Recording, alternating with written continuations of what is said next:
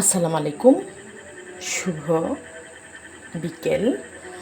বিকেলে হঠাৎ করে ভাবলাম কেমন যেন শীত আসতেছে, রমজানের কথা মনে হচ্ছে। তো ভাবতেছি মাঝে মাঝে পেঁয়াজটা খাই না, ভালোই তো লাগে। তো মসুরের ডাল ভিজিয়ে ব্লেন্ড করে নিয়েছিলাম ব্লেন্ডারে। তো ভালোভাবে পেঁয়াজ, কাঁচামরিচ, হলুদ মরিচ, লবণ, ধনেপাতা, একটু হালকা গরম মশলা, লবণ, তেল দিয়ে বাস ভেজে নিলাম।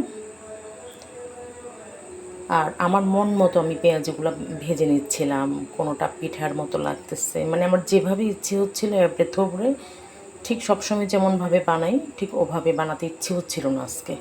আমি এমনই করি, যে কোনো রান্না হলে আমার যখন যেভাবে ইচ্ছে আমি ওভাবেই বানিয়ে নিই। তো ওটা পেঁয়াজের মতো লাগতেছে না, কিন্তু সত্যিটা পেঁয়াজই ছিল। লাস্টে কয়েকটা দিয়েছিলাম পেঁয়াজের মতো। তো যা হোক, মাশাল্লাহ মুসমুসে হয়েছিল। সস দিয়ে সবাই খেয়েছে, চা তো ছিলই।